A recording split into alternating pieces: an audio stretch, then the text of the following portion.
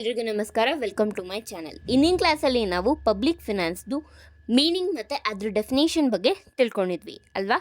So ಯಾರು ಆ ವಿಡಿಯೋನ ನೋಡಿಲ್ಲ, ಪ್ಲೀಸ್ ಡಿಸ್ಕ್ರಿಪ್ಷನಲ್ಲಿ ಆ ವಿಡಿಯೋ ಇದೆ, ನೀವು ನೋಡ್ಬೋದು.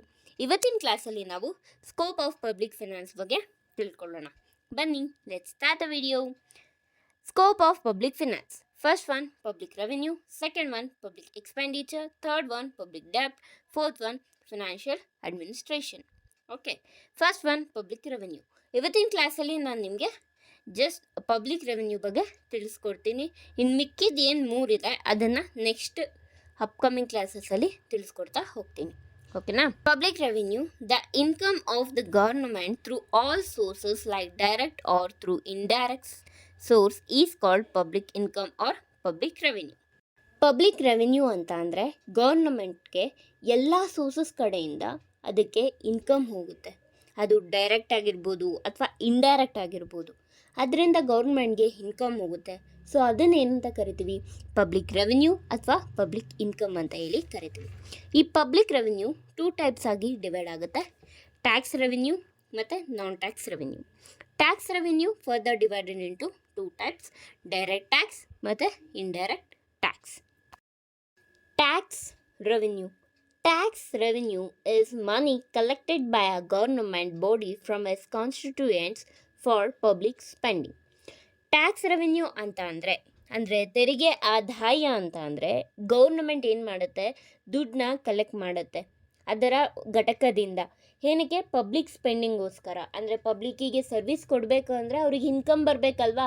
ನಾವು ಕಟ್ಟೋ ಟ್ಯಾಕ್ಸಸ್ಸೇ ಅವರಿಗೆ ಗೌರ್ನಮೆಂಟ್ಗೆ ಇನ್ಕಮ್ ಆಗಿರುತ್ತೆ. ಸೊ ಈ ಇನ್ಕಮಿಂದ ಪಬ್ಲಿಕ್ ಸ್ಪೆಂಡಿಂಗೋಸ್ಕರ ಅವರು ಯೂಸ್ ಮಾಡ್ಕೊಳ್ತಾರೆ. ಸೊ ಇದರಲ್ಲಿ 2 ಟೈಪ್ಸ್ ಬರುತ್ತೆ: ಡೈರೆಕ್ಟ್ ಟ್ಯಾಕ್ಸ್ ಮತ್ತು ಇಂಡೈರೆಕ್ಟ್ ಟ್ಯಾಕ್ಸ್. ಡೈರೆಕ್ಟ್ ಟ್ಯಾಕ್ಸ್ ಅಂತಂದರೆ direct tax are levied on tax payer income and profit. The burden of its fall on one person and can not be shifted to another person. For example, income tax, property tax, corporate tax, wealth tax.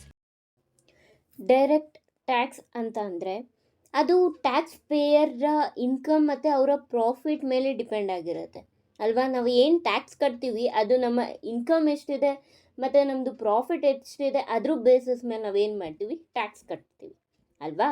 ಮತ್ತು ಈ tax ಏನಿದೆ, ಈ direct tax ಏನಿದೆ, ನಮ್ಮ ಒಬ್ಬರ ಮೇಲೆ ಮಾತ್ರ burden ಬೀರುತ್ತೆ ಹೊರತು ಆ ಬರ್ಡನ್ನು ಇನ್ನೊಬ್ಬರ ಮೇಲೆ ಏನಾಗಲ್ಲ, ಶಿಫ್ಟ್ ಆಗಲ್ಲ. ಬೇರೆ ಒಬ್ಬ ಪರ್ಸನ್ ಮೇಲೆ ಅದೇನಾಗಲ್ಲ, ಶಿಫ್ಟ್ ಆಗಲ್ಲ. ನಾವೇನು ಮಾಡ್ತೀವಿ? ನಮ್ಮ ಪ್ರಾಫಿಟ್, ನಮ್ಮ ಇನ್ಕಮ್ ಏನಿದೆ ಅದ್ರ ಬೇಸಿಸ್ ಮೇಲೆ ನಾವು ಟ್ಯಾಕ್ಸ್ ಕಟ್ತೀವಿ. ಅದು ನಮ್ಮ ಹೊರೆ ಅಲ್ವಾ. ಇದರಿಂದ ಬೇರೆಯವ್ರಿಗೆ ಎಫೆಕ್ಟ್ ಆಗುತ್ತಾ ಅಥವಾ ಬೇರೆಯವ್ರ ಮೇಲೆ ಬರ್ಡನ್ ಬೀಳುತ್ತಾ? ಇಲ್ಲ, ನಮ್ಮ ಮೇಲೆ ಅದು ಬರ್ಡನ್ ಬೀಳೋದು, ಬೇರೆಯವ್ರ ಮೇಲೆ ಅದು ಬರ್ಡನ್ ಆಗಲ್ಲ. ಓಕೆನಾ? For example, income tax, property tax, corporate tax, wealth tax, etcetera. Next, indirect tax. Indirect tax or the tax are charged on the goods and services, and indirect tax that can be shifted by the taxpayer to someone else. ಅಂದರೆ indirect tax ಅಂತ ಅಂದರೆ ಇದು government ಏನು ಮಾಡುತ್ತೆ? Goods and service ಮೇಲೆ ಏನು ಮಾಡುತ್ತೆ? Charge ಮಾಡುತ್ತೆ. ಓಕೆನಾ? ಸೊ ಈ ಇಂಡೈರೆಕ್ಟ್ ಟ್ಯಾಕ್ಸು ಟ್ಯಾಕ್ಸ್ ಪೇಯರಿಂದ ಮತ್ತು ಇನ್ನೊಬ್ರಿಗೆ ಏನಾಗುತ್ತೆ? ಬರ್ಡನ್ ಆಗುತ್ತೆ, ಶಿಫ್ಟ್ ಆಗುತ್ತೆ. ಆ ಬರ್ಡನ್ ಶಿಫ್ಟ್ ಆಗುತ್ತೆ. ಫಾರ್ ಎಕ್ಸಾಂಪಲ್, ನಾವು ಯಾವುದೋ ಒಂದು, ಫಾರ್ ಎಕ್ಸಾಂಪಲ್ ಬಿಸ್ಕೆಟ್ ತೊಗೊಳ್ಳಿ. ನಾವೊಂದು ಬಿಸ್ಕೆಟ್ನ ಬೈ ಮಾಡ್ತೀವಿ ಅಲ್ವಾ. ಆ ಬಿಸ್ಕೆಟ್ ಕಾಸ್ಟು ಮೊದಲು 5 ರೂಪಾಯಿ ಇರುತ್ತೆ, ಇವಾಗ ಸಡನ್ನಾಗಿ 10 ರೂಪಾಯಿಗೆ ಜಂಪ್ ಆಗುತ್ತೆ. ಯಾಕೆ? ಇವಾಗ ಗೌರ್ಮೆಂಟ್ ಟ್ಯಾಕ್ಸ್ ಏನಾಗುತ್ತೆ? ರೇಟು ಇನ್ಕ್ರೀಸ್ ಮಾಡಿರುತ್ತೆ. ಸೊ ಅದಕ್ಕೆ ಅವ್ರೇನು ಮಾಡ್ತಾರೆ? ಆ ಬರ್ಡನ್ನ ತೊಗೊಂಡ್ಬಂದು ನಮ್ಮ ಮೇಲೆ ಹಾಕ್ತಾರೆ. ಅದ್ರದ್ದು ಅವರು ಪ್ರಾಫಿಟ್ ಇಟ್ಕೊಂಡು ಮತ್ತು ಟ್ಯಾಕ್ಸು ಕಟ್ಟಬೇಕಾಗಿರುತ್ತೆ ಅಲ್ವಾ. ಸೊ ಆ ಬರ್ಡನ್ನ ತೊಗೊಂಬಂದು ನಮ್ಮ ಮೇಲೆ ಹಾಕ್ತಾರೆ. ಸೊ ಅದಕ್ಕೆ 5 ರೂಪಾಯಿ ಇರೋ ಬಿಸ್ಕೆಟ್ 10 ರೂಪಾಯಿ ಆಗುತ್ತೆ. ಅರ್ಥ ಆಗ್ತಿದೆಯಾ? ಸೊ ಇದು indirect tax. Next, non tax revenue. Non tax revenue is the recurring income earned by the government from sources other than taxes. This income, which the government gets in the form of interest, dividend, profit, fee, fines, etc. Next non tax revenue ಅಲ್ವಾ. Non tax revenue ಅಂತ ಅಂದರೆ ಇದು recurring, ಅಂದರೆ ಈ amount government earn ಮಾಡ್ತಾನೆ ಇರುತ್ತೆ. ಈ direct ಆಗಿರ್ಬೋದು, ಇಂಡೈರೆಕ್ಟ್ ಏನು ಟ್ಯಾಕ್ಸ್ ರೆವಿನ್ಯೂ ಇದೆ ಅದನ್ನು ಬಿಟ್ಟು ಇನ್ನು ಇನ್ಕಮ್ ಇದಕ್ಕೆ ಬರ್ತಾ ಇರುತ್ತೆ. ಓಕೆನಾ?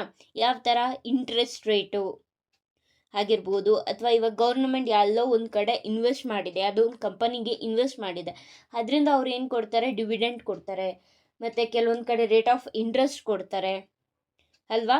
ಮತ್ತು ಇವಾಗ ಫೀಸ್ಗಳನ್ನ ನಾವು ನೋಡ್ಬೋದು. ನಾವು ಗೌರ್ಮೆಂಟ್ ಕಾಲೇಜಸ್ಗಾಗಲಿ ಯಾವುದಕ್ಕೆ ಆಗಲಿ ನಾವು ಏನೋ ಒಂದು ಫೀಸ್ನ ಕಟ್ತೀವಿ, ಅದೂ ಸಹ ಅದು ಗೌರ್ಮೆಂಟ್ಗೆ ಹೋಗುತ್ತೆ. ನಾವು ಕಟ್ಟತಕ್ಕಂಥ ಫೈನ್ಸ್ಗಳು, ಏನು ಎಕ್ಸ್ಟ್ರಾ ಫೈನ್ಸ್ಗಳು ಕಟ್ತೀವಿ ಅದು ಸಹ ಗೌರ್ಮೆಂಟ್ಗೆ ಹೋಗುತ್ತೆ. ಇದು ನಾನ್ ಟ್ಯಾಕ್ಸ್ ರೆವಿನ್ಯೂ.